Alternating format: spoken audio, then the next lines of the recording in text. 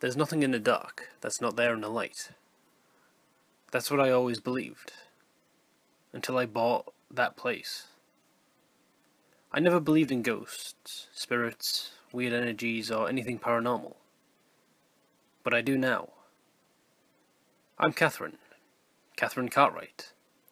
I bought the property where a place called Barnaby's, an old grocery store, used to be until a freak storm hit it. But that's a different story. I'm originally from Southern California. I'm a SoCal girl. My friends call me Kitty Cat, as in meow. Plus I sometimes make a purring sound when I breathe. It's a medical condition I've had since I was younger. But that's not really important. I moved here about 8 years ago, and I used to work at my father's metal building company. But I've always had an interest in movies. I love movies, any kind of movies, action, adventure, comedy, drama, romance, you name it. I've always wanted to own my own theatre. So, I moved out here to pursue that dream. And I did it. I now own Cartwright Cinema. We're a small multiplex movie theatre company. I own a small theatre a few towns over, and I was thinking of branching out. When I saw that the property was up for sale, I thought it would be a perfect location for another theatre. And it was the perfect location, but not the perfect property. Part of the agreement I made with Mr. Barnaby when I signed the contract was that if any weird or strange things happened, I would write it down and give it to him. When he asked me to do this, I thought, why not? Nothing's gonna happen. That stuff's not real. But boy was I wrong. Let's start from the very beginning. As I said earlier, I was thinking of branching out, so I grabbed my laptop one day and started to search properties for sale throughout the state. I came across that property as a result of a computer glitch. I started to type properties for sale, and before I could even get the word property typed out, that listing popped up. That was odd, I thought. I never even knew that place existed. Anyway, the property was in a good location, in the middle of town, a high-traffic area, and had an extremely low price. It was a developer's dream. Yes, the building was damaged, and the grounds were tore up, but since it was an old, all-brick building, there was nothing that a mason and a landscaping team couldn't fix. So I called the realtor, at the listed number in the ad, and agreed to pay the asking price, without even seeing the place first. Well, besides the pictures in the ad, of course. And that was a bad idea, to say the least. The realtor called me back a couple days later, and said that the owner had accepted my offer, and asked if it was possible that we all meet and sign the contract the next day. I agreed. Actually, it's called a land contract. For those of you that don't know what a land contract is, it's a contract that is drawn up, usually by a realtor or attorney, sometimes just between the buyer and the seller, that details agreements and conditions for purchasing a certain piece of property. The next day came, we all decided to meet up at noon at an old gas station in the next town over, but that's a totally different story. I arrived first and went inside to get an energy drink. The cashier kinda creeped me out a little bit, so I got out of there as fast as I could. The realtor arrived next, in his shiny new Cadillac Escalade. That must be nice, I'm still rolling around in a '98 Dodge Caravan. Mr. Barnaby was the last to arrive. He said to call him Pat, but it's a respect issue, so I prefer to call him Mr. Barnaby. He came rolling up in an old, bright purple short bus that he converted into his own personal RV. That thing was cool, beside the colour. It looked like a big Barney bus. I wonder if his colour choice had anything to do with his last name. Barney, Barnaby, I don't know. Anyway, he let me check it out after we signed the contract, and said that he was going to do some travelling, just to get away from everything. If I knew then what I know now, I would have went with him. We discussed the conditions and agreements, made a few changes, which included a 48-hour return clause, which meant I could return the property to Mr. Barnaby within 48 hours of purchase, if I choose to do so. It was his idea, because in his words, "You have no idea what you're dealing with." I just blew it off. Anyway, we finally agreed on a contract, right there in the middle of the parking lot. The price never changed. We both signed the contract on the side of the bus. The realtor witnessed it. I gave him my cashier's check, and he gave me the deed to the property. The deal was done. The realtor gave us each a copy of the contract, then got in his car and left. Mr. Barnaby and I talked for a while. He's actually a really nice guy. Anyway, let me tell you about the bus. Not that has any relevance to the story. But like I said, this thing was cool. We talked for about a half hour as he explained everything he had done to it. He had taken out all the seats, put plywood down his floor, and then put a yellow carpet on top of that.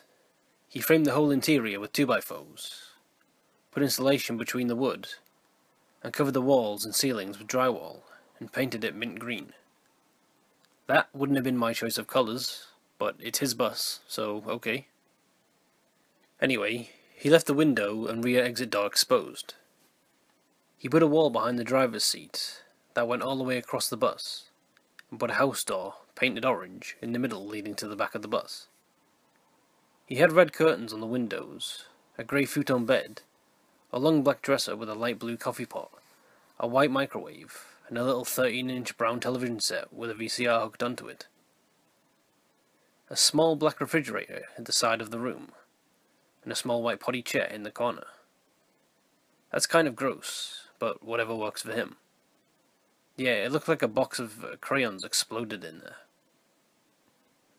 His power source was a power strip connected to a car battery connected to the original battery. He said, as long as he drove it for about a half hour a day, that would keep both batteries charged enough to run everything for a while. Anyway, I'm getting way off track here. So, okay, let's get back to the story. After saying our goodbyes and exchanging cell phone numbers in a friendly gesture, Mr. Barnaby hopped in his bus and headed south. I jumped in my van, headed north, and made a beeline for my new property. I was so excited. I arrived at the address about 20 minutes later, and I must say, the picture in the ad must have been taken right after the storm had happened, because it didn't look anything like that picture. It was far worse. The winter months had not been nice to that building. There was some sort of black fuzzy stuff growing on the side of it. The whole entire roof was caved in as well as the top part of the building. There was no way to fix that place, I thought. I'm going to have to tear down this whole damn place.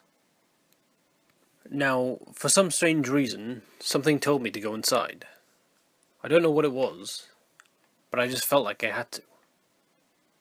That was a decision I would later regret. I opened the door, which was still in pristine condition, which was very odd to me.